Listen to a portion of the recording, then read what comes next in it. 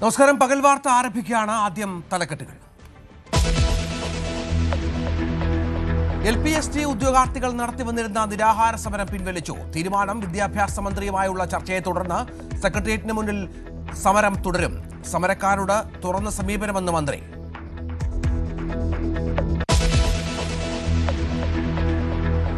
PSCക്ക് ആശ്വാസം. ആസൂത്രണ ബോർഡ് പരീക്ഷാ ഉത്തരക്കടലാസ് നൽകണമെന്ന വിവരാവകാശ കമ്മീഷൻ ഉത്തരവിന് സ്റ്റേ. ഹൈക്കോടതി സ്റ്റേ അനുവദിച്ചത് 1 മാസത്തേക്ക്.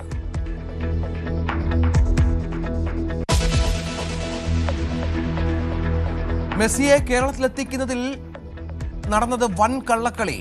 മുൻ കായിക മന്ത്രിക്കെതിരെ ഗുരുതര ആരോപണവുമായി കായിക വകുപ്പ് സ്പെഷ്യൽ സെക്രട്ടറി റിപ്പോർട്ട്. സ്പോൺസറെ തെരഞ്ഞെടുത്തതിൽ സർക്കാർ ചട്ടങ്ങൾ പാലിച്ചില്ല.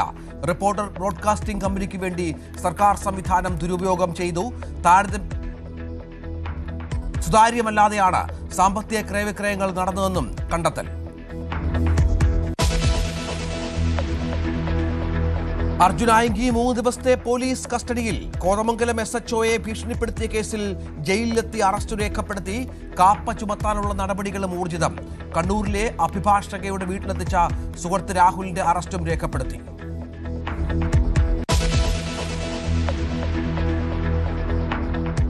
സൈബർ പോലീസ് സ്റ്റേഷനിൽ ചോദ്യം ചെയ്യലിനു ഹാജരായി TG മോഹൻദാസിന് ജാമ്യം ലഭിച്ചതിൽ പോലീസ് വീഴ്ചകൾ എണ്ണിപ്പറഞ്ഞു കോടതി. പ്രതിക്ക് നോട്ടീസ് നൽകാത്തത് പോലീസിന്റെ പരാജയം. നോട്ടീസ് നൽകാതെയുള്ള അറസ്റ്റിനു കാരണം റിമാൻഡ് റിപ്പോർട്ടിലില്ല. പോലീസിന്റേത് അനുമാനങ്ങൾ മാത്രമെന്നും ACJM കോടതി.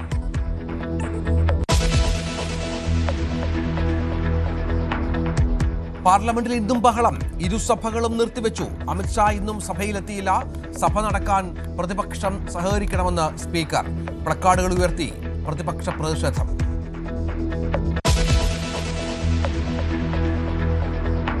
ബസിൽ വെച്ചുള്ള ലൈംഗിക അതിക്രമത്തിന് മുൻമന്ത്രി ശിവൻകുട്ടിയുടെ ഗൺമാൻ സസ്പെൻഷൻ. പ്രജീഷിനെതിരെ നടപടി. പെൺകുട്ടി നൽകിയ പരാതി ഒതുക്കി തീർക്കാൻ.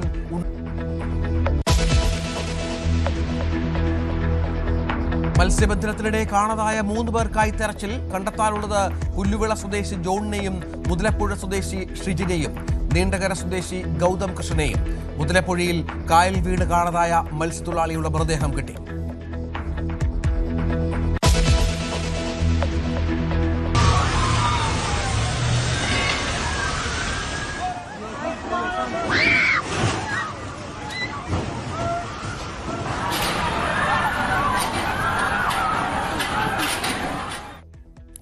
കൊളംബിയയെ നടുക്കിയ ഭൂകമ്പത്തിൽ മരണസംഖ്യ ഉയരുന്നു. ഇതുവരെ മരിച്ചത് 132 പേർ. അവശിഷ്ടങ്ങൾക്കിടയിൽ ആളുകൾ കുടുങ്ങിക്കിടക്കുന്നു. രാജ്യം അഭിമുഖീകരിക്കുന്നത് 21ാം നൂറ്റാണ്ടിലെ ഏറ്റവും വലിയ ഭൂചലനം. US-നോട് ഇനി വിട്ടുവീഴ്ചയില്ലെന്ന കടുത്ത നിലപാടിലേക്ക് ഇറാൻ. ട്രംപ് പ്രസിഡന്റായിരിക്കുന്നിടത്തോളം കാലം ഇനിയൊരു ചർച്ചയ്ക്കുമില്ല. സൈന്യത്തെയും ഉടച്ചു വാർത്ത ബുഷ്ദബ. 50 വർഷത്തിനിടെ ഇറാൻ കൊലപ്പെടുത്തിയ പ്രതിഷേധക്കാരുടെ കുടുംബങ്ങൾക്ക് നഷ്ടപരിഹാരം നൽകണമെന്ന് അമേരിക്ക.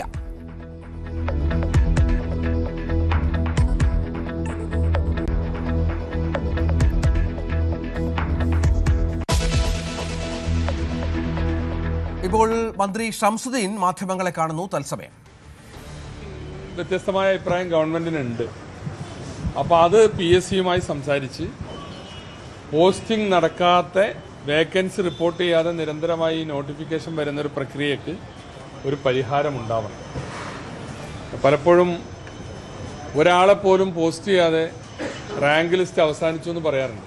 എന്താ കാരണം? വേക്കൻസിക്ക് അനുസൃതമായിട്ട് വേണം നോട്ടിഫിക്കേഷനും പോസ്റ്റിങ്ങും ഉണ്ടാവാൻ, റാങ്ക് ലിസ്റ്റ് ഉണ്ടാവാൻ. റാങ്ക് ലിസ്റ്റ് അങ്ങനെ ഉണ്ടാകുമ്പോഴേ പോസ്റ്റിംഗ് നടക്കുകയുള്ളൂ. അപ്പോൾ അതിലൊരു കാര്യം, ഈ നോട്ടിഫിക്കേഷൻ്റെ കാര്യത്തിൽ ഇവർ പറയുന്നതിൽ ന്യായമുണ്ടെന്ന് നമ്മൾ മനസ്സിലാക്കുന്നു. അതുപോലെ തന്നെ പിന്നെ ഒന്ന് ആവശ്യപ്പെട്ടത് ഈ നിലവിലുള്ള റാങ്ക് ലിസ്റ്റിൻ്റെ കാലാവധി നീട്ടണം എന്നുള്ളതാണ്. അപ്പോൾ ഈ റാങ്ക് ലിസ്റ്റിന് ഇനി 1.5 വർഷത്തിലധികം സമയമുണ്ട്. അതുകൊണ്ട് അതിൻ്റെ കാലാവധി അവസാനിക്കുന്ന മുറക്ക് അത് നീട്ടാനുള്ള നടപടി ഗവൺമെൻറ് സ്വീകരിക്കാമെന്ന് പറഞ്ഞു. പിന്നെയുള്ളത് HTV പോസ്റ്റ്, അതായത് ഹെഡ് മാസ്റ്റർമാർ 150-ൽ കൂടുതൽ കുട്ടികളുള്ള സ്കൂളിൽ ക്ലാസ് എടുക്കേണ്ടതില്ല, അവർക്കൊരു പകരം ഒരാളെ വെക്കാം. അതിപ്പോൾ സാധാരണ ഡെയിലി വേജസിനാണ് വെക്കുന്നത്. അത് നേരിട്ടുള്ള പോസ്റ്റിംഗ് ആക്കാൻ പറ്റുമോ എന്നുള്ളതാണ് റാങ്ക് ഹോൾഡേഴ്സിൻ്റെ ഒരു ചോദ്യം.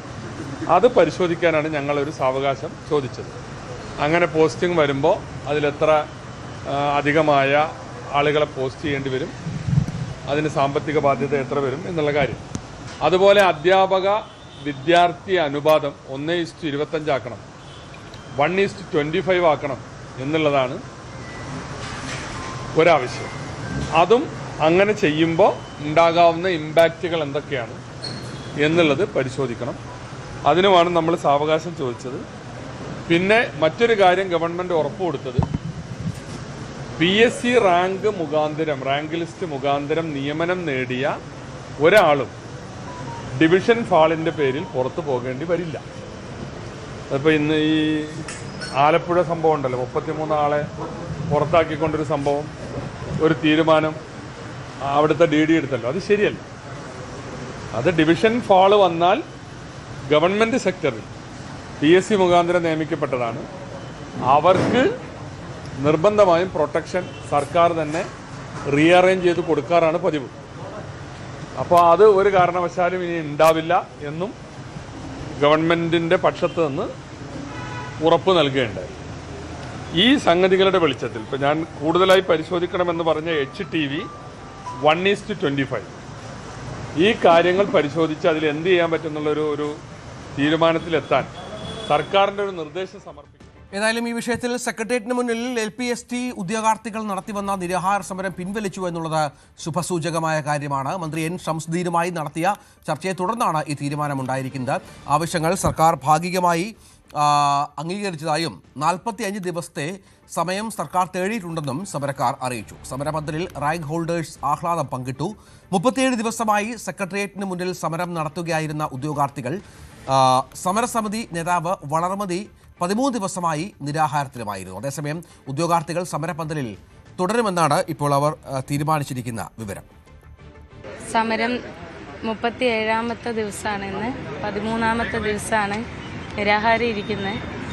ഇത്രയും ദിവസം വൈകിപ്പിച്ചു എന്നുള്ളതിൽ വളരെ വിഷമമുണ്ട് ഞങ്ങൾക്കെങ്കിലും ഒരു ചർച്ച നല്ല രീതിയിൽ അവസാനിപ്പിക്കാൻ കഴിഞ്ഞു എന്നുള്ളതിൽ വളരെ സന്തോഷമുണ്ട്.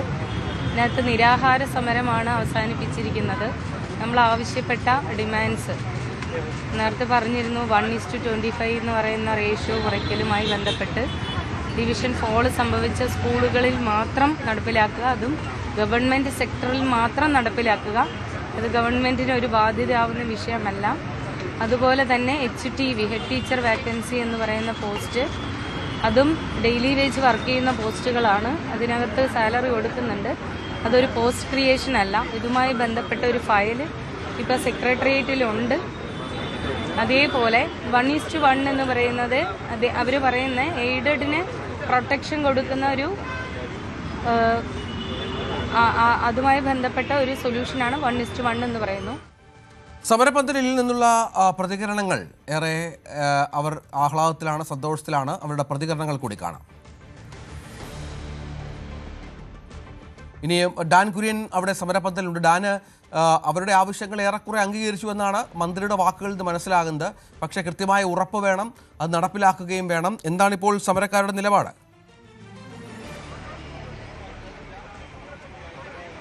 സെക്രട്ടേറിയറ്റിലെ സമരപന്തലിൽ 37 ദിവസമായി റാങ്ക് ഹോൾഡേഴ്സിന്റെ നേതൃത്വത്തിൽ, LPST റാങ്ക് ഹോൾഡേഴ്സിന്റെ നേതൃത്വത്തിൽ ഈ പ്രതിഷേധം തുടർന്നുകൊണ്ടിരിക്കുകയായിരുന്നു. അതിനിടെ നിരാഹാര സമരം 13 ദിവസം പിന്നിട്ടതോടെയാണ് വിദ്യാഭ്യാസ മന്ത്രിയുമായുള്ള ചർച്ചയ്ക്ക് അധ്യാപകരെ LPST റാങ്ക് ഹോൾഡേഴ്സിനെ സെക്രട്ടേറിയറ്റിലെ വിദ്യാഭ്യാസ മന്ത്രിയുടെ ഓഫീസിലേക്ക് വിളിച്ചത്. ആ ചർച്ചയ്ക്കൊടുവിലാണ് നിരാഹാര സമരത്തിൽ നിന്ന് പിൻവാങ്ങുന്ന, അല്ലെങ്കിൽ പ്രത്യക്ഷ പ്രതിഷേധ പരിപാടികളിൽ നിന്ന് പിൻവാങ്ങുന്ന ഒരു തീരുമാനത്തിലേക്ക് റാങ്ക് ഹോൾഡേഴ്സിന്റെ സമരസമിതി നേതാക്കൾ, വളർമതി ടീച്ചർ ഉൾപ്പെടെയുള്ളവർ എത്തിയിരിക്കുന്നത്. 45 ദിവസത്തെ സാവകാശം, അതിനുള്ളിൽ പ്രശ്നം പരിഹരിക്കുമെന്ന പ്രതീക്ഷയിലാണ് അവർ. എന്നോടൊപ്പം സമരത്തിൽ പങ്കെടുത്ത അധ്യാപകർ കൂടി ചേരുന്നു. എത്രയും പ്രതീക്ഷയോടെയാണ് നോക്കിക്കാണുന്നത് സർക്കാരിന്റെ ഭാഗത്തുനിന്ന് കിട്ടിയ ഉറപ്പിന്? പൂർണ്ണമായും പ്രതീക്ഷയുണ്ട്, വിശ്വാസവുമുണ്ട്. അവർ 45 ദിവസമാണ് പറഞ്ഞിരിക്കുന്നത്. നമ്മുടെ ലിസ്റ്റ് പടിപടിയായിട്ട് ലിസ്റ്റ് നീട്ടാം, നോട്ടിഫിക്കേഷൻ വരുന്നത് മാറ്റിവെക്കാം. പിന്നെ നമ്മുടെ 1:25 HTV 45 ദിവസമാണ് സമയം ചോദിച്ചേക്കുന്നത്. നിങ്ങൾ ഈ 37 ദിവസം ഇവിടെ ഉണ്ടായിരുന്നോ? 37 ദിവസം ഉണ്ടായിരുന്നു. 13 ദിവസം ടീച്ചർ സമരം. എവിടെ നിന്നാണ് വരുന്നത്? ഞാൻ കൊല്ലം. എങ്ങനെയാണ് കാണുന്നത് ഇപ്പോൾ ഉണ്ടായിരിക്കുന്ന തീരുമാനം? വളരെ സന്തോഷം. നമ്മൾ ഇപ്പോഴത്തെ സർക്കാരിൽ ഒരുപാട് വിശ്വാസം ഉണ്ടായിരുന്നു. എന്തായാലും ഇത്രയെങ്കിലും തീരുമാനമായതിൽ വളരെ സന്തോഷം. അത്തരത്തിൽ ആഹ്ലാദം നിറഞ്ഞ നിമിഷങ്ങളാണ്. 13 ദിവസമായി ഭക്ഷണവും വെള്ളവും ഒന്നും കഴിക്കാതിരിക്കുകയെന്ന് വളർമതി ടീച്ചർ. ആ ടീച്ചർക്കാണ് മന്ത്രി തന്നെ നേരിട്ട് നാരങ്ങാനീര് കൊടുത്തുകൊണ്ട് സമരം അവസാനിപ്പിച്ചിരിക്കുന്നത്. അങ്ങനെയെങ്കിൽ 45 ദിവസത്തെ സാവകാശത്തിനിടയിൽ അവർ മുമ്പോട്ട് വച്ചിരിക്കുന്ന ഉപാധികളിൽ ഏത് തരത്തിലായിരിക്കും ഇടപെടൽ നടത്തുക സർക്കാർ എന്നതാണ് ഇനി അറിയാനുള്ളത്. 11,000 പേരാണ് LPST റാങ്ക് ഹോൾഡേഴ്സിന്റെ പട്ടികയിൽ ഇടം പിടിച്ചിരിക്കുന്നത്.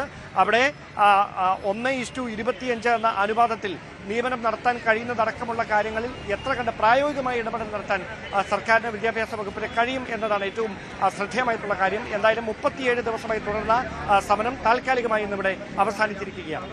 അതാണ് സാഹചര്യം. ഏതായാലും സെക്രട്ടേറിയറ്റിന് മുന്നിലെ സമരപ്പന്തലിൽ ആഹ്ലാദ പ്രകടനങ്ങളുണ്ട്. അവരുടെ പ്രശ്നങ്ങൾ ഒരു പരിധിവരെ പരിഹരിച്ചു എന്നവർ കരുതുകയും ചെയ്യുന്നു. ഡാൻ കുര്യനാണ് അവിടെ നിന്ന് ചേർന്നത്. PSC ആസൂത്രണ ബോർഡ് പരീക്ഷാ ക്രമക്കേടിൽ വിവരാവകാശ കമ്മീഷൻ ഉത്തരവിൽ സ്റ്റേ. ഹൈക്കോടതിയാണ് ഉത്തരവ് സ്റ്റേ ചെയ്തത്. 1 മാസത്തേക്കാണ് സ്റ്റേ. ആജ്ഞ രവീന്ദ്രൻ വിവരങ്ങളുമായി ചേരും. ആജ്ഞ, PSC സംബന്ധിച്ചിടത്തോളം ഇതൊരു അത്യാവശ്യം ആശ്വാസം നൽകുന്നൊരു കാര്യമാണ്. പക്ഷേ അപ്പോഴും 1 മാസം മാത്രമാണ് സ്റ്റേ ഉള്ളത്. മറ്റു വിവരങ്ങൾ എന്താണ്? കോടതി ഉത്തരവിന്റെ വിശദാംശങ്ങൾ.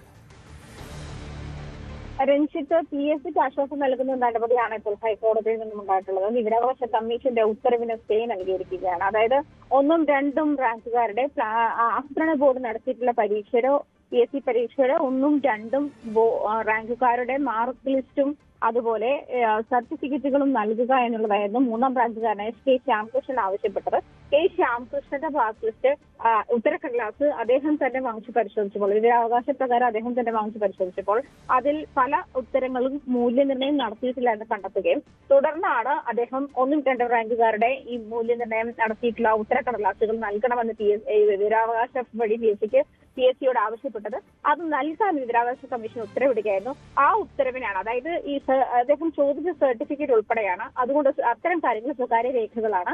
അത് നൽകുക ഒരാളുടെ സ്വകാര്യതയെ മാനിക്കുന്നതിനപ്പുറത്തേക്കാണ് എന്നാണ് PSC കോടതിയിൽ വാദിച്ചത്. എന്തായാലും തൽക്കാലത്തേക്ക് വിവരാവകാശ കമ്മീഷന്റെ ഉത്തരവിന്, അതായത് ഈ ഉത്തരക്കടലാസും അതുപോലെ മാർക്ക് ലിസ്റ്റ് മറ്റ് സർട്ടിഫിക്കറ്റുകളുടെ കോപ്പിയും ഈ ശ്യാംകൃഷ്ണൻ നൽകണമെന്നുള്ള വിവരാവകാശ കമ്മീഷന്റെ ഉത്തരവിനാണ് തൽക്കാലത്തേക്ക് സ്റ്റേ നൽകിയിരിക്കുന്നത്. പക്ഷേ അത് താൽക്കാലിക നടപടിയാണ്. ഇത്രയധികം വിമർശനം അതായത് PSCയുടെ പല പരീക്ഷകൾക്കടക്കം ഇത്രയധികം വിമർശനങ്ങൾ ഏറ്റുവാങ്ങേണ്ടി വന്നിരുന്ന സാഹചര്യത്തിലും ശ്യാംകൃഷ്ണൻ തന്റെ ഉത്തരക്കടലാസ് പരിശോധിച്ചപ്പോൾ എത്തിയിരിക്കുന്ന ഡീറ്റെയിൽസും അനുസരിച്ചിട്ടാണ് ഈ രേഖകൾ ആവശ്യപ്പെട്ടത്. അതുകൊണ്ട് തന്നെ അതിൽ തുടരന്വേഷണം ഉണ്ടാകും. PSCയുടെ മറ്റ് ഇടപെടലുകൾ അല്ലെങ്കിൽ മറ്റ് നടപടിക്രമങ്ങൾ കൂടി പരിശോധിച്ച ശേഷമായിരിക്കും പക്ഷേ ഈ 1 മാസത്തെ സ്റ്റേക്ക് ശേഷം എന്തുണ്ടാകും എന്നുള്ള കാര്യം കാത്തിരുന്ന് തന്നെ കാണേണ്ടി വരും. ഇതിന് തൽക്കാലത്തേക്കാണ് സ്റ്റേ അനുവദിച്ചിരിക്കുന്നത്. ശരി. ഫുട്ബോൾ താരം മെസ്സിയെയും അർജന്റീന ടീമിനെയും കേരളത്തിലെത്തിക്കുന്നതിന്റെ പേരിൽ നടന്നത് വൻ കള്ളക്കളിയെന്ന് സർക്കാർ നിയോഗിച്ച സമിതിയുടെ കണ്ടെത്തൽ. കായിക വകുപ്പ് സ്പെഷ്യൽ സെക്രട്ടറി നടത്തിയ അന്വേഷണത്തിലാണ് ഈ കണ്ടെത്തലുള്ളത്. സ്പോൺസറെ തെരഞ്ഞെടുത്തതിൽ സർക്കാർ ചട്ടങ്ങൾ പാലിച്ചില്ല. റിപ്പോർട്ടർ ബ്രോഡ്കാസ്റ്റിംഗ് കമ്പനിക്ക് വേണ്ടി സർക്കാർ സംവിധാനം ദുരുപയോഗം ചെയ്തു. സുതാര്യമല്ലാതെയാണ് സാമ്പത്തിക ക്രയവിക്രയങ്ങൾ നടന്നത്.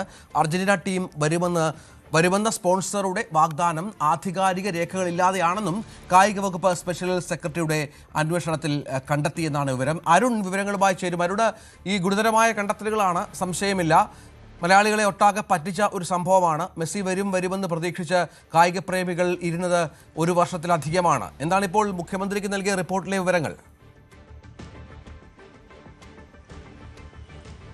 ഗുരുതരമായ കണ്ടെത്തലുകളാണ് റിപ്പോർട്ടിലുള്ളത്. മെസ്സിയുടെ സന്ദർശനവുമായി ബന്ധപ്പെട്ട് സാധാരണ രീതിയിൽ കൈകാര്യം ചെയ്യേണ്ട ഒരു വിഷയമല്ല എന്നാണ് ഈ എൻ പ്രശാന്തിൻ്റെ റിപ്പോർട്ട് വ്യക്തമാക്കുന്നത്. അന്താരാഷ്ട്ര കരാർ, വിദേശ നാണ്യവിനിമയം, FIFA, Argentinian football association, all India football federation എന്നിവയുടെ അംഗീകാരം ഉൾപ്പെട്ട വിഷയമാണ്. അതുകൊണ്ട് തന്നെ അന്താരാഷ്ട്ര നിലവാരത്തിലുള്ള സ്റ്റേഡിയം മത്സരത്തിനായി സജ്ജീകരിക്കേണ്ട കാര്യമായിരുന്നു. സർക്കാർ നേരിട്ട് നിയമ ധനബാധ്യത സാധ്യതയുള്ള വിഷയവുമായിരുന്നു. കായിക വകുപ്പിൻ്റെയും ധനവകുപ്പിൻ്റെയും ആഴത്തിലുള്ള പരിശോധന ഈ വിഷയത്തിൽ ആവശ്യമാണ് എന്നാണ് റിപ്പോർട്ടിൽ പറയുന്നത്. സർക്കാരിൻ്റെ business rules, Kerala secretariat manual, secretariat instructions, Kerala financial code എന്നിവ പാലിച്ച് നടപ്പാക്കേണ്ട വിഷയമാണ്. എല്ലാ പ്രധാന കത്തിടപാടുകളും ഇമെയിൽ കമ്മ്യൂണിക്കേഷൻസും മുൻ കായിക മന്ത്രിയുടെ ഓഫീസ് നേരിട്ടാണ് നടത്തിയത്. ഈ കത്തുകൾ വകുപ്പിന് ലഭിക്കുന്ന 2 വർഷം കഴിഞ്ഞാണ്. അതായത് കായിക വകുപ്പ് ചെയ്യേണ്ട കാര്യങ്ങൾ ഇത്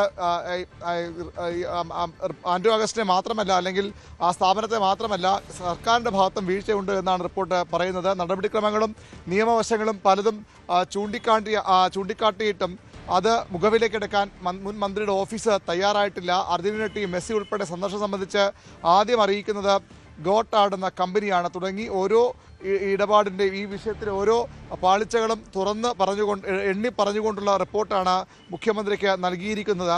ഈ അന്താരാഷ്ട്ര വിനിമയം ഉൾപ്പെടെ ഉള്ള വിഷയമായതിനാൽ മുൻകൂർ അനുമതി വേണമെന്ന് വകുപ്പ് ഫയലിൽ രേഖപ്പെടുത്തിയെങ്കിലും ഇത് സംബന്ധിച്ച് നേരത്തെ കത്ത് നൽകി എന്നാണ് മന്ത്രി ഫയൽ കുറിച്ച്. മന്ത്രിക്ക് ഇക്കാര്യത്തിൽ ഒരു സാധാരണ കവിഞ്ഞ ഒരു തിടുക്കവും അല്ലെങ്കിൽ സാധാരണ കവിഞ്ഞ ഒരു താല്പര്യവും കായിക മന്ത്രി ഈ വിഷയത്തിൽ പ്രകടിപ്പിച്ചു എന്നുകൂടിയാണ് ഇതിൽ പ്രധാനമായും ചൂണ്ടിക്കാട്ടുന്നത്.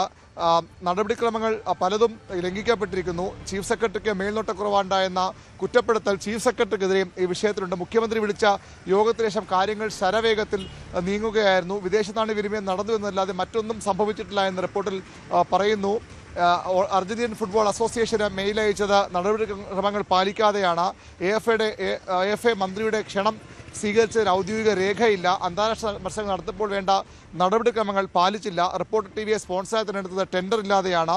സർക്കാർ അനുമതിക്ക് മുമ്പേ റിപ്പോർട്ടർ TV AFAയുമായി കരാറിൽ ഒപ്പുവെച്ചു. റിപ്പോർട്ടർ ടിവിക്കായി ജവഹർലാൽ നെഹ്റു അന്താരാഷ്ട്ര സ്റ്റേഡിയം, കൊച്ചിയിലെ സ്റ്റേഡിയം ഡെപ്പോസിറ്റ് ഇല്ലാതെ വിട്ടുകൊടുത്തു. വിനോദ നികുതി ഒഴിവാക്കി നൽകി. ഫിഫ രജിസ്ട്രേഷൻ ഇവിടെ ഉണ്ടായിരുന്നില്ല. ഇതുമായി ബന്ധപ്പെട്ട് മുൻകൂർ അനുമതി വാങ്ങാതെ വിദേശ വിനിമയവുമായി ബന്ധപ്പെട്ട കാര്യങ്ങളിൽ സ്പോൺസറെ തീരുമാനിച്ചു.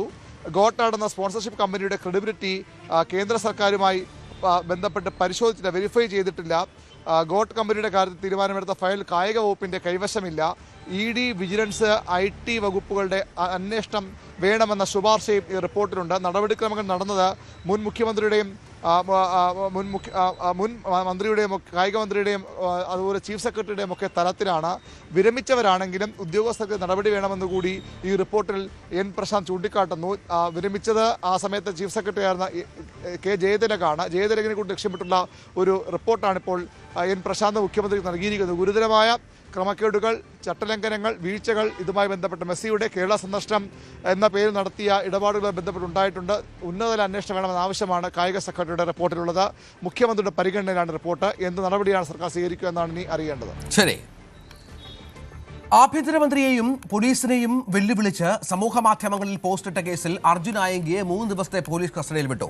തെളിവെടുപ്പിനും ചോദ്യം ചെയ്യലിനുമായാണ് ടൗൺ സൈബർ പോലീസ് കസ്റ്റഡിയിൽ വാങ്ങിയത്. ഇതിനിടയിൽ കോതമംഗലം SHOയെ ഭീഷണിപ്പെടുത്തിയ കേസിൽ ജയിലിലെത്തി പോലീസ് അറസ്റ്റ് രേഖപ്പെടുത്തി. അർജുനെതിരെ കാപ്പ ചുമത്താനുള്ള നടപടികളും ഊർജിതമാക്കി. ആഭ്യന്തരമന്ത്രി രമേശ് ചെന്നിത്തലയും പോലീസിനെയും ഒരുപോലെ വെല്ലുവിളിച്ച അർജുൻ ആയങ്കിയെ 3 ദിവസത്തേക്കാണ് ഇപ്പോൾ പോലീസ് കസ്റ്റഡിയിൽ വിട്ടിട്ടുള്ളത്. 5 ദിവസത്തെ കസ്റ്റഡി ആവശ്യപ്പെട്ടെങ്കിലും കോടതി 3 ദിവസത്തെ കസ്റ്റഡി ഇപ്പോൾ നൽകിയിരിക്കുന്നു. എന്തായാലും വെള്ളിയാഴ്ച 11:30 കോടതിയിൽ ഹാജരാക്കണം. ഇതിൽ പ്രധാനമായും ഈ പോസ്റ്റിട്ട മൊബൈൽ കണ്ടെത്തേണ്ടതുണ്ട്. അതോടൊപ്പം ഇയാളെ ഒളിവിൽ കഴിയാൻ സഹായിച്ച ആളുകളെ കണ്ടെത്തേണ്ടതുണ്ട്. അത്തരം അന്വേഷണത്തിലേക്കായിരിക്കും പോലീസ് ഇനി കടക്കുക. എന്തായാലും ഈ അർജുൻ ആയങ്കിക്കെതിരെ കള്ളക്കേസെടുക്കാൻ പോലീസ് ശ്രമിക്കുന്നു എന്നാണ് അർജുൻ ആയങ്കിയുടെ അഭിഭാഷകൻ കോടതിയിൽ വ്യക്തമാക്കിയത്. എന്നാൽ ഇതിൽ പ്രധാനപ്പെട്ട തെളിവായ മൊബൈൽ ഫോൺ കണ്ടെത്തേണ്ടതുണ്ട്. അതുകൊണ്ട് അർജുൻ ആയങ്കിയെ കസ്റ്റഡിയിൽ വേണമെന്ന ആവശ്യം പോലീസ് ഉന്നയിച്ചു, പ്രോസിക്യൂഷൻ ഉന്നയിച്ചു. എന്തായാലും ഇതിൽ തെളിവെടുപ്പ് ഉൾപ്പെടെയുള്ള നടപടികൾ ഇനി വരും ദിവസം നടത്തും. ഇതിൽ പ്രധാനമായും ഇയാളെ ഇത്തരത്തിൽ ഒളിവിൽ പോകാൻ സഹായിച്ച ആളുകളെയൊക്കെ പിടികൂടുകയാണ് ഇപ്പോൾ പോലീസിന്റെ ലക്ഷ്യം. അതോടൊപ്പം കോതമംഗലം കേസിൽ അറസ്റ്റ് രേഖപ്പെടുത്തിയിട്ടുണ്ട്. ആ കേസിലും പോലീസ് കസ്റ്റഡിയിൽ വാങ്ങും. ഇതിനും അപ്പുറം ഇതിൽ കാപ്പ ചുമത്താനുള്ള നടപടികളും ഇപ്പോൾ പോലീസ് ആരംഭിച്ചിട്ടുണ്ട്. ഇതിനായി ഇയാളുടെ കേസ് ഹിസ്റ്ററി പോലീസ് ശേഖരിച്ചിട്ടുണ്ട്. ഇനി ജില്ലാ കളക്ടർക്ക് അത് കൈമാറും.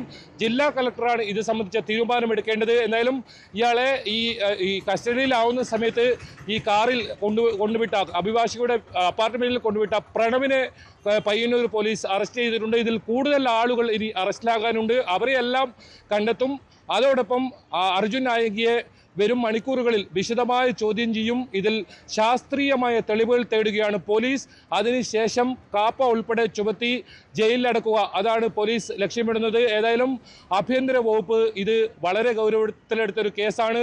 അതോടൊപ്പം പോലീസിനെ വെല്ലുവിളിച്ച, പോലീസ് ഉദ്യോഗസ്ഥരെ വെല്ലുവിളിച്ച ഒരു കേസാണ്. കോതമംഗലം CIയെ ഭീഷണിപ്പെടുത്തി, അതോടൊപ്പം ഊന്നുകൽ CIയെ ഭീഷണിപ്പെടുത്തി, അവിടെ ഭാര്യയുടെ മൊബൈലിലേക്ക് അശ്ലീല സന്ദേശം അയച്ചു. അങ്ങനെ നിരവധി കേസുകൾ അർജുൻ ആയിങ്കയ്ക്കെതിരെ ഉണ്ട്. ഈ കേസുകളിലെല്ലാം പോലീസിന് അന്വേഷണം ഉണ്ടാകും. കണ്ണൂരിലെ ഈ കസ്റ്റഡി അവസാനിച്ചാൽ ഈ കോതമംഗലം പോലീസ് അർജുൻ ആയിങ്കയെ കസ്റ്റഡി വിട്ടുകിട്ടാൻ അപേക്ഷ സമർപ്പിക്കും. അത്തരത്തിൽ പഴുതടച്ചുള്ള അന്വേഷണം, ശാസ്ത്രീയമായ അന്വേഷണം. ഏതായാലും കഴിഞ്ഞ ദിവസം അഴീക്കോട്ടെ വീട്ടിൽ നിന്നും പിടിച്ചെടുത്ത ഈ ലാപ്ടോപ്പും അതുപോലെ തന്നെ പെൻഡ്രൈവും ശാസ്ത്രീയമായ പരിശോധനയ്ക്കയക്കും. അതോടൊപ്പം തന്നെ അർജുൻ ആയങ്കി പതിവായി ഉപയോഗിച്ചിരുന്ന മൊബൈൽ ഫോൺ ഉൾപ്പെടെ കണ്ടെത്തുക, അതും വരും ദിവസങ്ങളിൽ കസ്റ്റഡിയിൽ ചോദ്യം ചെയ്യൽ ഉണ്ടാകും, തെളിവെടുപ്പുണ്ടാകും. എന്തായാലും 5 ദിവസത്തെ കസ്റ്റഡിയാണ് ആവശ്യപ്പെട്ടത്. ഇപ്പോൾ 3 ദിവസത്തെ കസ്റ്റഡിയാണ് ഇപ്പോൾ അർജുൻ ആയങ്കിയെ പോലീസ് കസ്റ്റഡിയിലേക്ക് വിട്ടിരിക്കുന്നത്. അർജുൻ ആയങ്കിയെ തന്റെ വീട്ടിൽ ഒളിപ്പിച്ചിരുന്നില്ലെന്ന് അഭിഭാഷക ഡെലീറ്റ ടൈറ്റസ്. കീഴടങ്ങാൻ വേണ്ടിയാണ് തളിപ്പറമ്പിൽ നിന്ന് അർജുൻ കണ്ണൂരിലേക്ക് വന്നത്. ഇതിനു മുൻപ് നിയമസഹായം തേടിയാണ് തൻ്റെ ഫ്ളാറ്റിലെത്തിയത്. CCTV ഉള്ള തൻ്റെ ഫ്ളാറ്റിൽ എങ്ങനെ ഒളിപ്പിക്കും? അർജുനും താനും തമ്മിലുള്ളത് അഡ്വക്കേറ്റ് ക്ലയന്റ് ബന്ധമാണെന്നും ഡെലീറ്റ ടൈറ്റസ് പറഞ്ഞു. വിദ്വേഷ പരാമർശത്തിൽ TG മോഹൻദാസിനെ അറസ്റ്റ് ചെയ്ത പോലീസ് നടപടിയിലെ വീഴ്ചകൾ തുറന്നുകാട്ടി ACJM കോടതി. നോട്ടീസ് നൽകാതെ അറസ്റ്റ് ചെയ്ത പോലീസ് നടപടി നിയമവിരുദ്ധമെന്നാണ് കോടതിയുടെ പരാമർശം. മോഹൻദാസിന് ജാമ്യം അനുവദിച്ചുകൊണ്ട് മജിസ്ട്രേറ്റ് നടത്തിയ പരാമർശങ്ങളാണ് അന്വേഷണ സംഘത്തെ വീട്ടിലാക്കിയത്. വിദ്വേഷ പരാമർശത്തിൽ TG മോഹൻദാസിന് ജാമ്യം അനുവദിച്ചുകൊണ്ട് അഡീഷണൽ ചീഫ് ജുഡീഷ്യൽ മജിസ്ട്രേറ്റ് കോടതി നടത്തിയിരിക്കുന്ന പരാമർശങ്ങളാണ് സൈബർ പോലീസിനെ വെട്ടിലാക്കിയിരിക്കുന്നത്. 7 വർഷത്തിൽ താഴെ തടവ് ശിക്ഷ ലഭിക്കുന്ന കുറ്റകൃത്യങ്ങളിൽ ഏർപ്പെട്ടിരിക്കുന്നവരെ അറസ്റ്റ് ചെയ്യുമ്പോൾ അതുമായി ബന്ധപ്പെട്ട നോട്ടീസ് നൽകുന്ന പതിവ് അത് കൃത്യമായി നിയമസാധുതയുള്ളതാണ്. അങ്ങനെ നോട്ടീസ് നൽകി മാത്രമേ അവർക്കെതിരെ തുടർ നീക്കങ്ങളിലേക്ക് കടക്കാവൂ എന്നാണ് വ്യവസ്ഥ.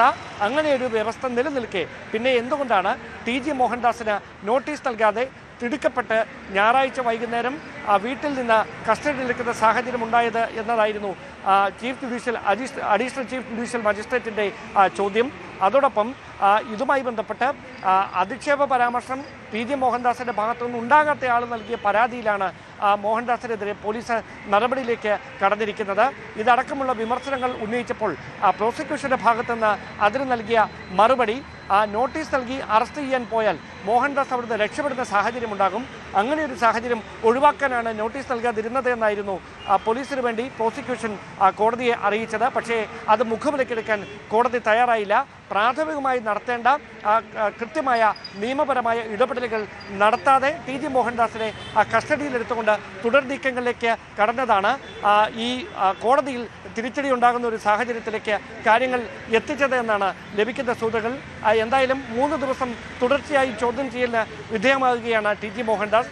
അതിനുശേഷം ലാപ്ടോപ്പും മൊബൈലും ഉൾപ്പെടെയുള്ള സാങ്കേതിക സംവിധാനങ്ങൾ സൈബർ ഫോറൻസിക് സംഘം വിശദമായി പരിശോധിക്കുന്നതിലൂടെ ലഭിക്കുന്ന തെളിവുകൾ കൂടി കണക്കിലെടുത്തുകൊണ്ടായിരിക്കും കേസുമായി ബന്ധപ്പെട്ട തുടർ നീക്കങ്ങളിലേക്ക് സൈബർ പോലീസ് കടക്കുക. കാസർഗോഡ് കളക്ടറേറ്റിലെ UD ക്ലർക്ക് ആശാലത ജീവനൊടുക്കിയ സംഭവത്തിൽ വിശദമായ അന്വേഷണം നടത്തണമെന്ന് കുടുംബം. എന്താണ് സംഭവിച്ചതെന്ന് വ്യക്തമാകണമെന്നും ജോലിസ്ഥലത്ത് ഒറ്റപ്പെട്ട സാഹചര്യം ഉള്ളതായി സൂചിപ്പിച്ചിരുന്നുവെന്നും ബന്ധുക്കൾ വ്യക്തമാക്കി. സംഭവത്തിൽ വിശദമായ അന്വേഷണത്തിന് ജില്ലാ കളക്ടർ ഉത്തരവിട്ടു. ADM-നാണ് അന്വേഷണ ചുമതല. കുറ്റക്കാരായി ആരെയെങ്കിലും കണ്ടെത്തിയാൽ നടപടി സ്വീകരിക്കുമെന്ന് ജില്ലാ കളക്ടർ അറിയിച്ചു. ആള് അത്ര പെട്ടെന്നുള്ള ഒരു ഇങ്ങനെ ചെയ്യുന്ന ഒരാളല്ല. നമ്മളെ കുടുംബത്തിൽ തന്നെ മെയിൻ മുമ്പിൽ നിൽക്കുന്ന ആളായിരുന്നു. ചെറിയൊരു കാര്യത്തിൽ പെട്ടെന്ന് ഇത് ചെയ്യാനുള്ള ചാൻസ് ഇല്ല. കുറച്ചായിട്ട് ഇങ്ങനെ ഡിപ്രഷനിലായിട്ടാണ് ഇങ്ങനെ ചെയ്തിട്ടുണ്ടാകും. മെയിൻ സ്ഥലമാറ്റം കിട്ടിയതിലാണ് മെയിൻ പ്രശ്നം ഉണ്ടായത്. അതാണ് നമ്മളോട് പറഞ്ഞത്. വേറെ പ്രശ്നങ്ങളുണ്ടോ എന്നറിയില്ല. തലേ ദിവസം ഓഫീസിലൊക്കെ അവിടെ വിളിച്ചിട്ട് സംസാരിക്കുന്നുണ്ടായിരുന്നു. അപ്പൊ അത് ഫോൺ കൊടുത്തിട്ടുണ്ട് സ്റ്റേഷനിൽ. അപ്പൊ അത് നോക്കിയിട്ട് അവര് പറയാന്നാണ് പറഞ്ഞത്. ഇപ്പൊ നാട്ടിലായെങ്കിലും ഓഫീസിലായെങ്കിലും അവർ യൂണിയനിലായെങ്കിലും മെയിൻ സജീവമായിട്ട് പ്രവർത്തിച്ചുകൊണ്ടായിരുന്നു. അതുകൊണ്ട് തന്നെ അവർക്ക് സ്ഥലം മാറ്റുന്നത് പറയുമ്പോൾ തന്നെ, അതായത് ഭരണം മാറിയിട്ടായിട്ട് തന്നെ പറഞ്ഞിരുന്നു, കുറച്ചാളെ നമ്മള് നോട്ടബിൾ ആയിട്ട് വെച്ചിട്ടുണ്ട്, അപ്പോ അടുത്തേക്ക് മാറ്റെന്ന് പറയാൻ കഴിയാന്നല്ല പറഞ്ഞിട്ടുണ്ടായിരുന്നു. എന്തുകൊണ്ട് ഇങ്ങനെ ചെയ്തു എന്നുള്ളത് പറയുന്നുള്ള ഇതാണ്. മുംബൈയിലെ സ്റ്റാഫുകളിലൊന്നും നല്ല ഒന്നിച്ചിട്ടില്ല. നമ്മൾ സ്റ്റാറ്റസ് എല്ലാം കാണലുണ്ട്. നല്ല തിരുവാതിര ആയാലും ബാക്കി കാര്യങ്ങൾ. ഇപ്പൊ ഓണത്തിന്റെ സമയമായില്ലേ, അപ്പൊ അതിനുകൊണ്ട് മുമ്പേ ഓണത്തിന് ഭക്ഷണം കാര്യങ്ങളല്ലേ ഇവർ കൺട്രേറ്റിലേക്ക് വെച്ച് കൊണ്ടുകൊടുക്കില്ലേ. അപ്പൊ ഒറ്റപ്പെട്ടു എല്ലാ കാര്യങ്ങളും ഇവളെ ഏറ്റെടുക്കും. ഓണത്തിന്റെ പരിപാടിയും കാര്യങ്ങളും ഭക്ഷണം കാര്യങ്ങളെല്ലാം ഉണ്ടെങ്കിൽ ഇവിടുന്ന് വെച്ചിട്ട് കൊണ്ടുവരും. പോലീസ് ഒന്ന് അന്വേഷിക്കണം. കളക്ട്രേറ്റ് പോയി ചെയ്തതിനെ കൊണ്ടാണ് അന്വേഷിക്കാൻ വേണ്ടിട്ട്. KV ബൈജു വിവരങ്ങളുമായി ചേരും. ബൈജു, ഇന്നലെ CPM നേതാക്കൾ തന്നെ ഇത്തരമൊരു ആരോപണം ഉന്നയിച്ചിരുന്നു. സ്ഥലമാറ്റവുമായി ബന്ധപ്പെട്ടുള്ള മാനസിക സംഘർഷമാണ് എന്ന തരത്തിൽ. ഇപ്പോൾ എന്താണ് സഹപ്രവർത്തകർ പറയുന്നത്?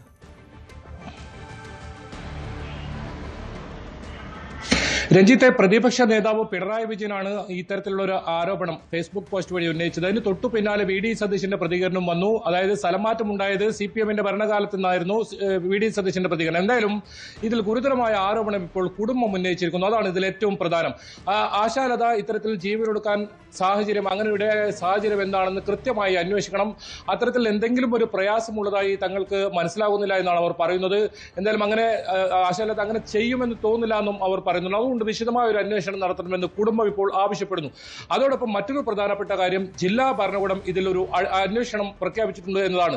ADM-നാണ് അന്വേഷണ ചുമതല. ഈ സംഭവത്തിൽ എങ്ങനെ എന്തെങ്കിലും ഉണ്ടോ എന്നത് സംബന്ധിച്ച് കൃത്യമായി അന്വേഷിക്കണം. അതോടൊപ്പം വിദ്യാധികർ പോലീസും ഇതിൽ കേസ് രജിസ്റ്റർ ചെയ്തിട്ടുണ്ട്. അസ്വാഭാവിക മരണത്തിന് കേസ് ചെയ്തിട്ടുണ്ട്. അവരും അന്വേഷണം നടത്തുന്നുണ്ട്. ഇതിൽ ആശാലതയുടെ മരണമൊഴിയായി നേരത്തെ രേഖപ്പെടുത്തിയിരുന്നു. അതിൽ പറഞ്ഞത് താൻ ഒറ്റപ്പെട്ടുപോയി, ഓഫീസിലും മറ്റും ഒറ്റപ്പെട്ടുപോയി, തനിക്ക് മാനസിക സമ്മർദ്ദമുണ്ട്, അതുകൊണ്ടാണ് ഇങ്ങനെ ഒരു എലിവിഷം കഴിക്കുന്ന സാഹചര്യത്തിലേക്ക് പോയത്. ഇതിൽ ആർക്കും പങ്കില്ല, ഇതിലാർക്കും കുറ്റമില്ല എന്ന തരത്തിലെ മൊഴിയാണ് ഇവർ പോലീസിന് നൽകിയിരിക്കുന്നത്. എന്തായാലും വെള്ളിയാഴ്ച 12 മണിയോടുകൂടി കലക്ടറേറ്റിൽ ഇവരെത്തുന്നു. ഇവരുടെ സ്വന്തം കാറിലിരുന്ന് ഐസ്ക്രീമിലാണ് എലിവിഷം കഴിക്കുന്നത്. പിന്നീട് ഇവർ തന്നെ ആശുപത്രിയിൽ പോകുന്നു. താൻ എലിവിഷം കഴിച്ചു എന്ന് പറയുന്നു. ഗുരുതരാവസ്ഥയിലാകുന്നു. കോഴിക്കോട് മെഡിക്കൽ കോളേജിൽ പ്രവേശിപ്പിക്കുന്നു. ഞായറാഴ്ച രാവിലെയോട് കൂടിയാണ് ആശാലത മരണപ്പെടുന്നത്. നേരത്തെ ഇവരുടെ കുടുംബം സൂചിപ്പിച്ചതുപോലെ കലാരംഗത്തൊക്കെ സജീവമായി അവിടെ ഉണ്ടായിരുന്ന, ഇപ്പോൾ ഓണാഘോഷമൊക്കെ വരുന്നതാണ്, അതിന്റെ ഒക്കെ സജീവമായി പ്രവർത്തിക്കുന്ന സമയമായിരുന്നു. അങ്ങനെ ഏതെങ്കിലും തരത്തിലൊരു മനോവിഷമം അവർക്കുള്ളത് മറ്റുള്ളവരോട് പറഞ്ഞിരുന്നില്ല. പക്ഷേ ഇവരുടെ വാട്സാപ്പ് സ്റ്റാറ്റസ്, അത് ഏറ്റവും ഒടുവിലായുള്ള വാട്സാപ്പ് സ്റ്റാറ്റസിൽ പറയുന്നത് നിനക്ക് ഞാൻ നൽകുന്ന പരിഗണന എന്റെ അവസാനത്തെ നിശബ്ദതയാണ് എന്നൊരു വാട്സാപ്പ് സ്റ്റാറ്റസ് ഇട്ടിട്ടുണ്ട്. എന്തായാലും ഇതിൽ ദുരൂഹത ഇപ്പോഴും തുടരുന്നു. ഇതിലൊരു അന്വേഷണം നടത്തി കൃത്യമായൊരു ഉത്തരം കണ്ടെത്തണമെന്ന ആവശ്യം കുടുംബം മുന്നോട്ട് വെക്കുന്നു. ജില്ലാ ഭരണകൂടവും ഇതിൽ അന്വേഷണത്തിന് ഉത്തരവിട്ടിരിക്കുന്നു. രഞ്ജിത്ത്. ശരി. BJP തെരഞ്ഞെടുപ്പ് ഫണ്ട് തട്ടിപ്പ് ആരോപണത്തിൽ മുൻ സംസ്ഥാന സെക്രട്ടറി അഞ്ജനയെ വിളിച്ചു വരുത്തി സംസ്ഥാന അധ്യക്ഷൻ മുൻ ഓഫീസ് സെക്രട്ടറി ഗിരീഷും സംസ്ഥാന കമ്മിറ്റി ഓഫീസിലെത്തിയിട്ടുണ്ട് എന്നാണ് ഇപ്പോൾ ഏറ്റവും പുതിയ വിവരം. VV അരുൺ വിവരങ്ങളുമായി ചേരും. അരുണ, ഇന്നലെ യോഗത്തിൽ വലിയ വിമർശനം പരസ്പരം ഉണ്ടായിരുന്നു. കാര്യങ്ങൾ അധ്യക്ഷൻ നിഷേധിച്ചുവെങ്കിൽ പോലും കൃത്യമായ തരത്തിലുള്ള മുന്നറിയിപ്പ് BJP നേതാക്കളുടെ ഭാഗത്തുനിന്നുണ്ടായി. ഇപ്പോൾ ഏറ്റവും പുതിയ വിവരം എന്തൊക്കെയാണ്?